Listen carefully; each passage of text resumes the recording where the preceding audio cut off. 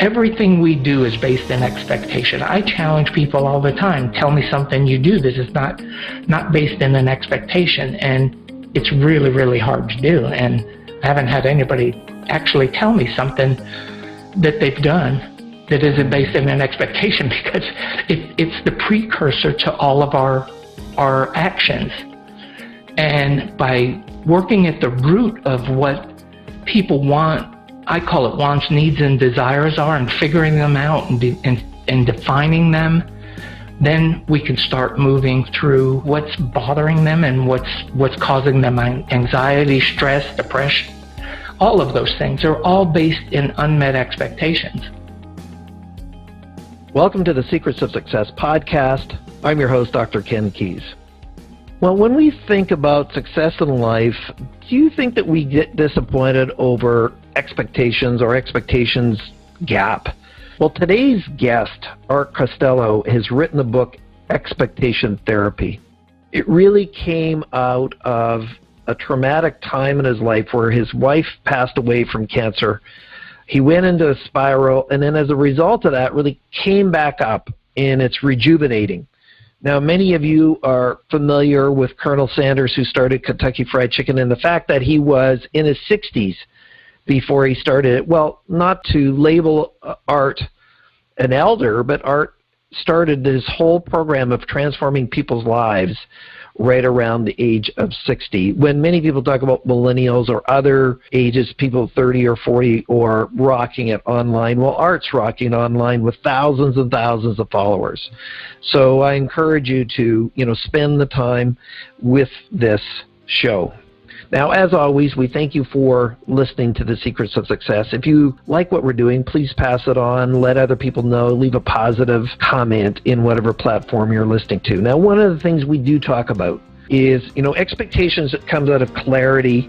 Clarity is around knowing your purpose, and so we've written the book, The Quest for Purpose, so that's something that's there. In addition to that, I would just want to encourage that we have this new course, now depending on when you're listening to this, on clarifying your values. What do you really value? When you know that you know that you know, you can walk in this space of energy, of being energized. And so go to crgleader.com, go to our online courses around online, or why don't you, or what do you really value, and the values preference indicator. And in that course, I take you through a step-by-step process to clarify your values, then make sure they're congruent, and then from there, what is the step-by-step plan to implement and have your values fulfilled? And guess what? Only you get to decide if they're fulfilled or not. And Art and I talk about this in the show today, just how important that is as part of his 4-step process for expectation therapy. So thank you for listening, for being a Secrets of Success listener. So here's our guest, Art Costello. Welcome to the Secrets of Success podcast. I'm your host, Dr. Ken Keis. Well, we are so privileged to have a fellow podcast host on the show today who, similar to CRG's work, really helps individuals to get connected to their passion, to their purpose. And he has this unique way of framing all this called expectation therapy, and we'll get into that here as we get into the show. But welcome, Art Costello, to the show. Art, welcome. Thank you, Ken. Thank you for having me on today, and it's always a pleasure to talk to you. Yeah, well, it was it was amazing to be honored to be on your show and spend some time there. You're doing amazing work, and we'll get into that as part of that. Now, Art, we also know that you had sort of a transformation later in life, and that means all of us can be encouraged. It's never too late. But let's just kind of step back a bit, Art, and we always want people to kind of know the story or journey of our guests. So where did this all start for you? Where did you grow up, and what's some stories from your childhood as far as the dynamics that went on there? I have some interesting dynamics in my life, and I grew up and was born in Teaneck, New Jersey, and at 9 we moved to a farm in upstate New York, and when I call it a farm, I do that very liberally because the house was falling down. It had been built in the early 1900s and hadn't been inhabited in 20 years when my parents bought this farm. Wow. But what was the motivation for them to move? That is a good question because they never shared that with their children. So it has remained a mystery even till now. Yeah, even till my parents have passed away, and it's still a mystery to me. My sister and I talk about it, and our subjective view of it is that my older brother wanted to be a farmer and had been involved in New Jersey in the FFA and raising horses and cows and all that kind of stuff on our small 5-acre tract that we had. And they wanted to buy something bigger and all that for him. And I say that my mom was really the one who wanted to do that. So up until that point, I had always been a huge baseball fan and player and in Little League and all that stuff. So when we moved to this farm, it was 40 miles from nowhere. And I had no neighbors to play with. We were very isolated, and I had no baseball. And through that process, I became very anxiety-ridden, depressed, hurt. And my parents were so busy trying to... My dad had gotten really sick and almost died. And I honestly believe my dad was a printer all of his life, and I don't think he wanted to be at the farm. And he ended up, after he recuperated from his illness, moving up to upstate New York and Rochester to the 60 miles away from the farm. So my mom, my little sister, and I were left on the farm. My brother, who was 10 years older than us, lived in town with on his own because he was 18 and wanting to be independent. So we rarely saw him out at the farm. So we were just kind of stuck out there.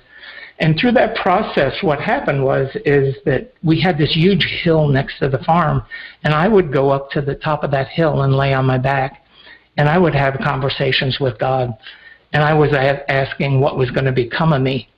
And I made this trek up that hill so many times and laid there and asked. And one day, laying up there, and the blue sky clouds were passing by, and it was just a beautiful day.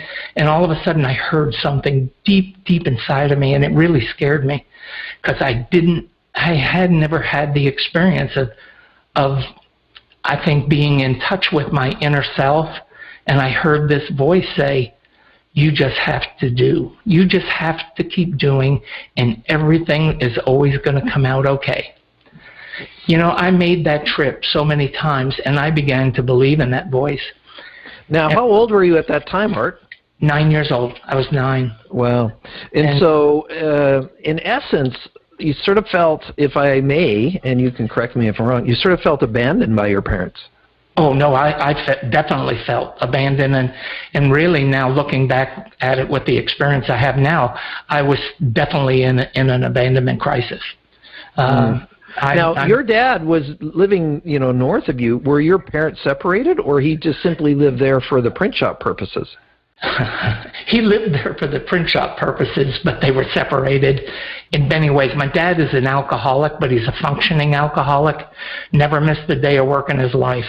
But come Friday night till Sunday night, he drank till he was oblivious. And it took a toll on their relationship, and it took me years to learn all of the dynamics in it, but my mother became very lonely, and I'm sure that played into a lot of it. So here you are, you're 9 years old, you're really trying to reflect, do the best that you can in that dynamic. You're being encouraged that, as long as you keep focused and keep being and doing, that it's going to work out okay. So then where did it go from there, Art? I figured out the only way that I was ever going to escape my environment, escape from that farm, was to go into the Marine Corps. And in 1965, I enlisted. After I had graduated from high school, I enlisted in the Marine Corps. Went to boot camp, and a year later ended up in Vietnam. So, I went from... Well, you escaped all right. Yeah, I went from the pan to the fire, or the fire to the... Well, you're here now, so you obviously survived that event as well.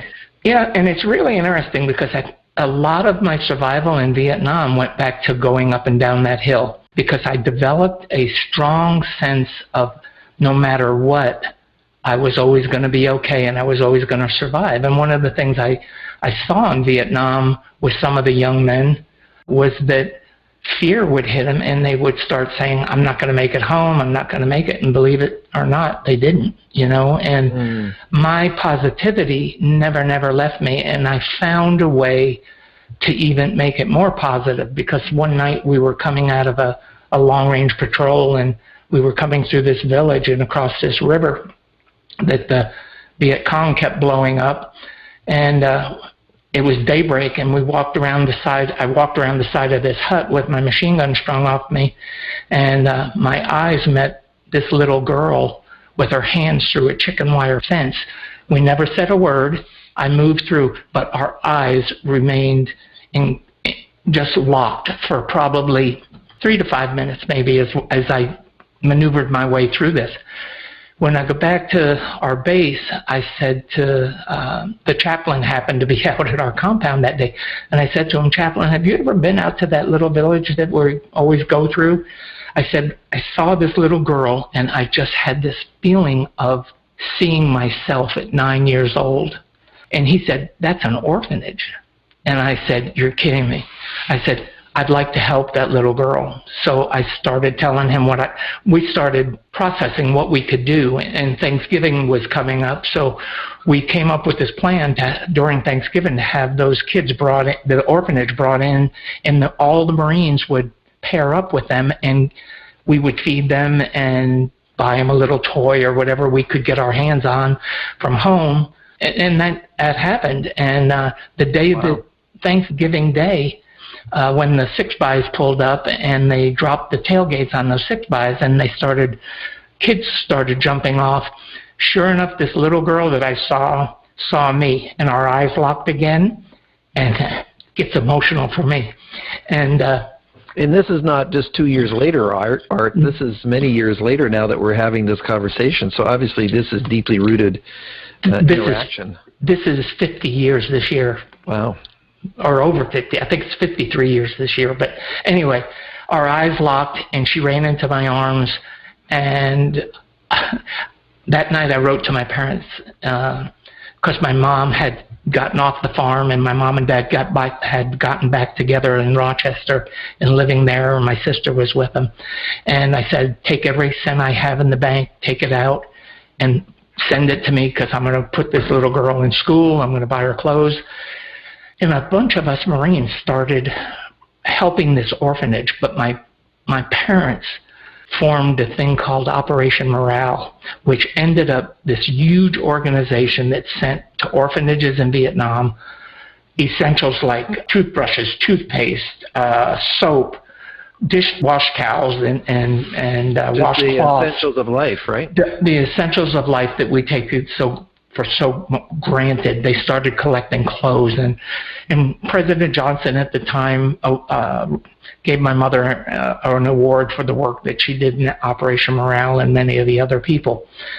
But as life goes, the Marine Corps, we had a mission, and it wasn't revolved around that orphanage. So I was being sent to different places in north part of Vietnam, but whenever I got a chance, I would go see her, and it was just great. Well, when it came time to come home, what I did is I asked the Marine Corps if I could bring her home. And of course, being an 18-year-old single young guy, they said no, we can't allow that. It just ain't gonna happen. So I arranged with Father Volz, the Catholic priest that was handling all the stuff through the orphanage there, for me to continue to send stuff, and my parents continued to send stuff. And then in Tet, which was in February of 1968, just after that, I got a letter from Father Volz saying there's no need to send any money anymore. And he said that during the Tet Offensive, the Viet Cong and North Vietnamese had overrun the village and the orphanage, and they used the children as a shield between the Marines and the village and stuff, and that she had been killed and lost. And I honestly don't know it for a fact, because I have no way of saying, no way of looking at any of the records or anything like that to know for sure. But someday I'm going to go back and I'm going to see if I can even find somebody or someplace that knows what happened. But I was devastated by it. But the rest of my story, life goes on, and I got out of the Marine Corps. I went to college, got my degrees in psychology, and just started living life, and had a great life for a long time. Met a beautiful blonde in San Diego that I asked to marry me, and she married me, and we were together 38 years. And in September 23rd, 2003, she was diagnosed with ovarian cancer. And what happened was she fought valiantly for 3 years, and on September 16th in 2006, she passed away. What happened to me is I fell apart, and I never thought I was going to fall apart. I thought I was prepared. I thought I was ready. All my expectations were in line, and I thought I was doing great. And I found out I wasn't. And I started doing stuff that I wasn't so proud of, and I had promised her that I would take care. Our children were older. I mean, they were in their 20s and late 20s and early 30s, and I told her I'd watch over the kids and everything, and everything would be okay, and watch over the ranch. And I started drinking and not being very nice, and was very kind of out of character for me. So for 3 years, I acted kind of stupid. And my children finally came to me and slapped me across the head and said, "Dad, you promised Mom you weren't going to do this." And that night, I went out on the lawn of our ranch and I laid on my back. And you know what I did? Mm-hmm. I had a conversation with God again. And this voice, I hadn't heard it in years, even though I had trusted all these years through the businesses and everything, on all the trials and tribulations of raising children and the normal things of life. Right. I had always still had this faith in me. And I heard this voice. It said, "Listen, I've given you all the tools. You just need to apply them." Mm. It rejuvenated me. It just rejuvenated me. And I got up from that and started writing. And out of that writing came the book Expectation Therapy. And I relied on... We're going to get into it in a moment, but I want to back up to a couple of things, because you leave gems along the way, Art, and you've had a full and a vibrant life, so our show's not long enough to cover it. I understand. That's the reality of it. So, but part of, what do you think motivated your compassion at the village? What was really driving that, you think? Well, I think that when we locked eyes and I saw her, she happened to be 9 years old, which was the exact age when I went through trauma. And I think that there was just a connection through the eyes. Through her eyes, I saw myself standing there.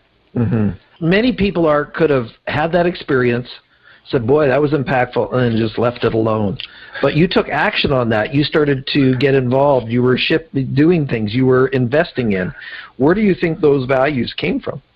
I think it's always come from the belief that I've had, that I learned up on that hill, that I just had to do. I'm always doing something. I don't ever let something go by. I always do something about.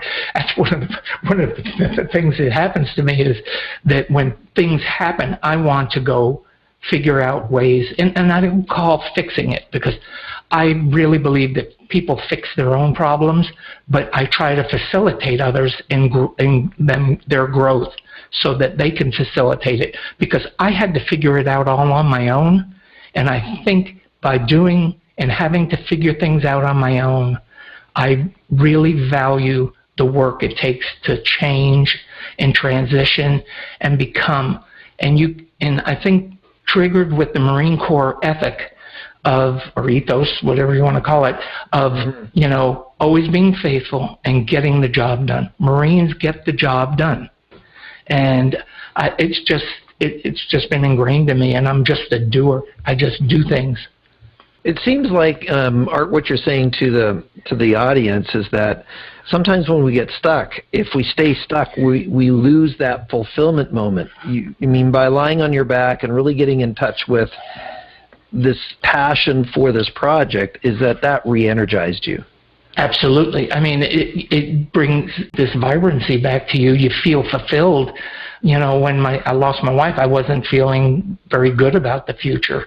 But I knew that once I had launched expectation therapy in my head, that I had to follow it through to its growth, you know, through its process. I love making things grow, even flowers. I like planting flowers and gardens and that kind of thing. So I like nurturing. I'm a very nurturing person. So I think that part of it, you know, it's you know, I think of what we're talking about a lot, because I always wonder what was it that drove me to do everything I've done, because I've done a lot of things in my life. I mean, I've been in the music business. I've had a construction company for years. And I do multiple things at the same time. And I just I get a great deal of satisfaction out of making things happen. You know, it's important to me. Mm-hmm. And making a difference out there, which is, you know, a lot of your work now is based, I mean, not only do you have the podcast, you have the book. So let's just dive into expectation therapy. What is this book about?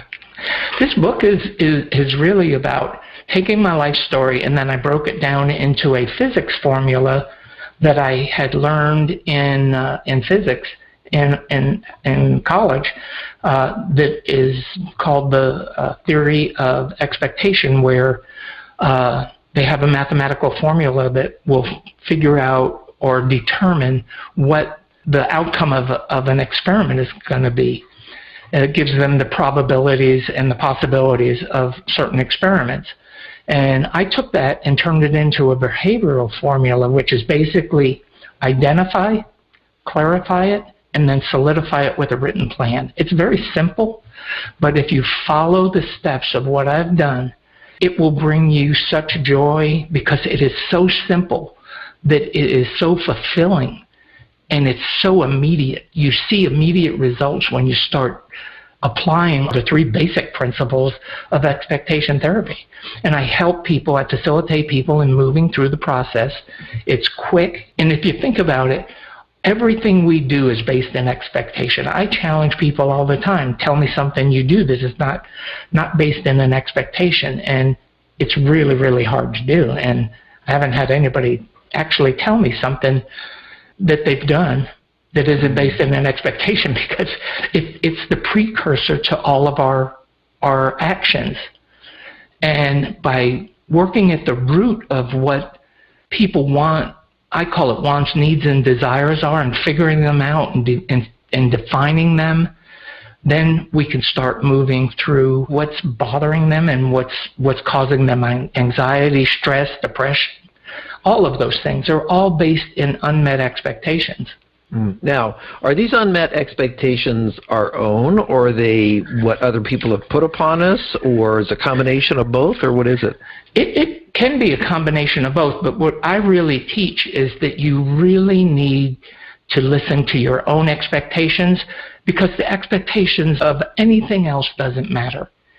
Because you have to live to your own expectations. If you don't, you are never going to fulfill and be happy. Now, what would you say, and Art, you know that I agree with you, but I want to throw out a conjecture just for a moment. Sure. Is some people might be listening to this and say, well, you're just being self-centered, Art. How do you respond to that, where I'm only sort of fulfilling my own expectations? Is that rather than being focused on self, I need to be focused on others? Where does that come into play? How would you respond to that? Well, you know, I mean, there's a lot of expectations that are put on us that are societal, that are parental, that are marital, all those things. And they do have we do have to honor those, but I'm talking about core expectations that are in the core of you. That, you know, when I talk about that voice I heard, I believe that that's my core. That's my God talking through my core to me. And when I started living to that, I relieved all the stress and anxiety and all those things that were happening, and I started really taking control of my life. And that's what expectation therapy teaches, is to take control of your life. I'm not talking about disrespecting people. I'm talking about being true to who you are at your core, and having values that are complementary to your surroundings, to your family, to your teachers, to your students, to everybody around you. It's about being a good person all around. It's about being powerful, because it gives you a tremendous power. There's freedom in it when you live to your expectations and you define them and you know what they are. Then you can really start living. You can start being the person that God meant you to be. We're going to get into that here in a minute. So when we think about, sometimes questions come to me, Art, and I just don't want them to slip away, is when we think about a lot of conflict with relationships, would you say a lot of it is unmet expectations, meaning, Art, I want you to act in a certain way and you're not acting in a certain way, so now you've disappointed my expectations, and that's where conflict comes from? Oh, yes. In relationships, it's the major cause, whether it be financial expectations, whether it be religious. I mean, every one of those expectations that we have need to be congruent with the couple. They need to have worked them out. And I think that's why, I've been so happy in the relationships. And it takes compromise, and it takes a lot of emotional intelligence to really identify a lot of these things that are going on. We work with that in the course about how to identify your emotions and know what you're feeling.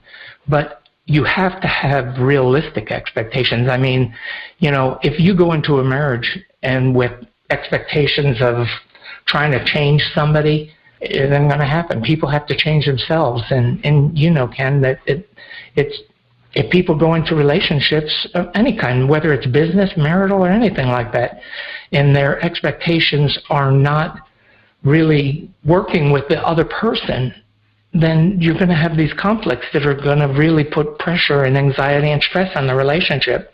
I'm thinking about Mort Fortel's book, and he says the number one thing that most partners want to do, married or not, is to change the other person, and that's the last thing you should be doing.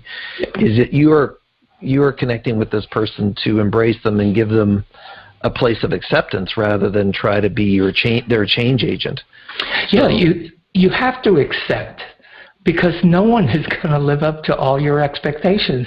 So it's really about managing your expectations, learning to manage, because no one is going to meet all your expectations, ever. It's just impossible, I think. Though there are some people, both of us have done counseling, where they think they're going to change that person. I digress completely. So I want to make sure, because we only have about 15 minutes left in the show, and I want to make sure, Art, that the core steps that you have in expectation therapy is really that people get it. So the first step, you talked about identify. What is involved with that? What we do is we work for, and I work with people so they identify it, not me identifying it. They have to do the work in this to identify what their wants, needs, and desires are. And then we categorize them of what's realistic, because people sometimes come up with really unrealistic expectations at the core level, and you have to get them to see what is realistic. But a lot of the identification is them identifying what they really want out of life right now, right at this point. And once they identify it and they know what it is, then we get them to clarify it. So now I'm just going to stop you there, Art, as we process your system. What do you think is hindering, prior to meeting you or I, and this is the work that we do, prior to meeting you or I, what are the reasons that people are not clear? They just kind of go through life frustrated and unclear. What's contributed to that? They don't listen to their inner self. and they fall to the expectations of others because that's what controls them. The majority of the people that I work with are being controlled by other people, and they soon learn that they have value when they find out that inside of them is all the greatness, all the love, everything that it's inside them. But they keep trying to live to the expectations of others, trying to meet everybody else's expectations but their own. I see it over and over and over again. Is it fear of being rejected? Is it fear of not being accepted? What are some of the drivers behind that? I think that those are all drivers. The other drivers that I see are that they're so our society in the United States, I think, kind of conditions you to meet the needs of other people more than meet your own needs.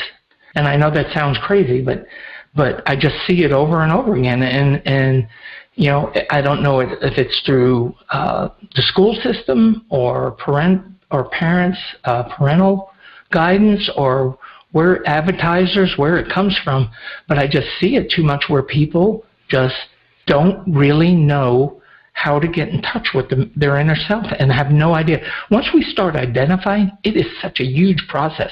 I mean, I tell people, go to your safe place. Go where you feel the safest. It can be in your room. It can be on a mountaintop like I did. It can be on the lake. I mean, it can be anywhere. But wherever you feel the safest, go, sit, lay, stand, whatever pace, whatever you have to do. Some people that I have are runners, and while they're running, they actually take themselves into this space of being inside themselves and listening to their inner self. But you got to find that place where you feel safe and start figuring what you want. And once we have that accomplished, the rest really becomes very, very easy. And you know, you get into the clarification part, which is just processing and making sure that what you have identified is what you truly want at your core. And now I just want to back up for a second and encourage the listeners that, you know, this is, again, not about being self-centered, but it's about being self-honoring, in that every single person has a purpose, every single person has a passion and calling. But if you're living somebody else's, you can't contribute at the highest level. And so this is really about being self-honoring and then contributing at the highest level. Again, not from being self-centered. Sometimes we've got a lot of exposure to the Asian cultures where we're from. In the cultural expectation is you're going to do what mom and dad say for the rest of your life, kind of thing. And that's what expected culturally. So I would suggest that globally, this sort of expectation, it filters through all kinds of different cultures. I remember we had a parent in our school or the university where our kids were going to, and we had a parent meeting, and they said, well, this is what our daughter's doing. And every parent says, well, how do you know that? Did you ask her? Well, no, we didn't. So it's interesting how that kind of filters through. So thank you for that. I just want to encourage everybody listening that it's not about really pushing back and pushing back against authority. It's really just around honoring self. Yeah, as a matter of fact, I really teach not to push back against authority. I mean, because you'll get in trouble. It'll cause you more anxiety and pain, and then we've got more work to do. So, you know, but it is about honoring yourself. It's about being true to who you are and who God created. You know, whether you believe in God or not, you have to understand that we were implanted with the seed of expectation in each and every one of us, because that's how we grow and how we become creative and how we become powerful. The people that harness it are our most powerful people in creative ends of society. You can even feel, and you just notice the energy. Really, it's just present. It's not something you have to work for. It's just something that exists when people are tapped into that. Now, clarity is number 2. What is number 3 in this step? Solidification is where we take what you've identified, and then we start forming a written plan of how to get you there. And it can involve a lot of different things because it depends on what people's have identified. I'll just bring up a case study. Do we have time? Sure. I have a young lady who was in a situation where she was 18 years old, had left home and was living with an older gentleman, and I say older, he was in his 20s, and she had gotten a hold of me through some people and started working with me, and I found out through identifying some of the stuff that she was in a very abusive relationship. And she finally worked it out that what she identified is that she wanted to leave this relationship. During this process, she finds out she's pregnant. The gentleman that she was with wanted her to abort the child. So during this, we had to figure out if she wanted to keep the child, abort it, or what her plan was. So she chose to keep the child and leave the man. What we did through all this whole process, to cut it short, is that we came up with a written plan that involved many the police departments, the social services, all to protect her, because this man would have killed her. Had she stayed in this relationship any length of time and exerted herself in any way, she would have ended up, I'm positive she would not be alive today. So what we did is we came up with a plan. She actually, and because the dynamics of this were incredible, not only the guy she was living with family, but her family all took his side.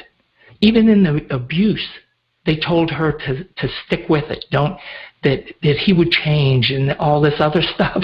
And we know abusers don't change. They just don't. So anyway, what we had to do is move her out of state. We started identifying what she wanted to do as a career. She kept the baby. This is 3 years ago, and I just heard from her recently, and she is so happy that she has kept this child. She is absolutely in the job that is her dream job, and she is flourishing. And she just tells me, if it wasn't for you, I wouldn't be here today. I wouldn't be as happy as I am. And it's probably one of the happiest things that I get goosebumps when I talk about it. For those of us in this space, and sometimes you pinch yourself right hard. Oh, yeah. It's just the responsibility, but also just the impact. And we almost, for those of us that came through this, that maybe we even had our own expectations that this is not something that would happen, we just almost discount the impact that sometimes this can have. And congratulations on that and saving that person's life. And then when we think about, you have that, you are confirming through it, what is the fourth step then? Well, the fourth step is just working with emotional intelligence and getting people to better identify their emotions, because I have found out over time that so many people just I don't want to use the word diagnose, but they misidentify their emotions that they're having. So the fourth step is working with their emotions and emotional intelligence, and helping them learn how to identify sorrow, fear, love. All the different emotions we have. Is there one exercise that you could do in a couple of minutes with the listeners that we could potentially do on our own around the emotional intelligence work that you do? Well, one of the things I always try to do is get people to, that's a good question. I try to get people to identify their feeling of acceptance, because they have to accept themselves and learn that they're okay. So I work a lot with trying to get them to understand the good feelings that they have about them, identify self-love and happiness, because a lot of people have been so far away from being happy for so long, they really have a hard time identifying what being happy is. So we'll work with a lot of those feelings, positive feelings, because I do so much work with positivity, that it really becomes important to have them identify all the positives in their life and stop focusing on the negatives. Mm-hmm. Because even Martin Seligman, talked about that in his book Learned Optimism, and how how we focus on both positive and negative events and our interpretation of those will predict our success in the future. Absolutely. So Yeah. that's for sure. That's what we do a lot of. So. Well, thank you for that. Now, Art, we have a few minutes left, so before we get into your last bit of wisdom, and I don't mean last meaning the end, the last of the show, is how can people find out about you? You can go to expectationtherapy.com, and everything I do is on there. We've got some great things coming up. As I told you before, Ken, we're launching tonight our online course. We have an online course there. I'm on all social media. Man, you have actually done an amazing job. What has been the secret to your success there, where, just thousands and thousands of followers online? Where does that come from? It comes from about 10 years of work. I've had some really good teachers with the social media end of it, and I really try to automate things. So I use a lot of good programs, but it's a matter of, it's a matter of just really caring and contacting. And I do a lot of posting, a lot of positive posting on positive expectations, positive psychology, positive quotes from other people. And I just keep doing that, and people have just followed me. What's the name of your podcast, and where can we find it? The podcast is Shower Epiphanies, and it's on iTunes. It's on iHeartRadio. If you'll just go to Shower Epiphanies on iTunes, it'll pop up, and you can subscribe to it and review it. I like it, and it's very similar to your show. We just talk to people about their journeys and what they've done, and in between it, I try to help them and figure it all out. But it's mostly about just being real, and genuine. And it's all, I don't use cuss words, and I don't allow cuss words, and we keep it clean. I want everybody to listen to it without having to drop an F-bomb here or there. Not, it's just not my style. Yeah, well, thank you, Art, for not using that several times today. Well, in our podcast part of this world, we've got a lot of podcasters that think they have to throw that in there just to make it a, so the millennials. The Secrets of Success audience, hey, listen, I'll use the odd edgy word, but there was an old saying when I was part of Toastmasters, and it was, when in doubt, don't. Yeah. So, and that was, if you wonder if somebody's going to be offended, then why would you bother? That's not around ideas. That's just really around language. Yeah. And so I appreciate that, Art. And yeah, it's not necessary. It's not needed. And those that do, I have my own opinion about it, but I'll reserve it right now. So, Art, when we think about, and again, thanks for being on the show. But as a sort of a wrap up, and you're encouraging others, and you're wanting to listeners to consider sort of this last bit of wisdom, what would be some suggestions that you might give to the listeners before we go about for them to go to the next level in their life and to be at a higher level of contribution beyond what you've said so far? Well, I think that it's listening to yourself and just become a doer. Just really start doing. Even if you don't do it right, there is no such thing as perfection in this world. Perfection is a word that I just don't tie into, and too many people don't let fear stop them because they want to be perfect. Just do it. Just go out and do it, and you see how good it feels. And whether it's helping people, whether it's helping your family, no matter what it is that I do, I try to do it to the best of my God-given ability, because that's why I'm here on Earth. I'm not here to do things halfway. I'm here to do them right, not perfect. And that's why I've always done everything I wanted to do, because I try anything and everything. As long as it's legal and I'm morally right in my book, I'll try it. I'll work at it. So. And I just do it to the best of my ability. And that's what I think that people need to do. Absolutely. Thank you, Art. Do you remember Wayne Gretzky, the great hockey player? Oh, yeah. And he always says you miss every shot you never take. That's right. So, and that's his point. And I think that's really what you're saying here is that for those of you that are listening, maybe there's an idea, a concept, a transition, a consideration, something new, and you just have not taken any action on it. Well, that's just frustrating you. That's draining you. So take Art's advice or suggestion and take some kind of action, even a little step, or get a hold of him at Expectation Therapy and then work and process with him in his coaching or his brand new e-course that he's launching. And, of course, by the time this comes out, it's going to be out there and it's just going to be rocking the world online. And isn't that a difference, Art, from when we first started in this industry?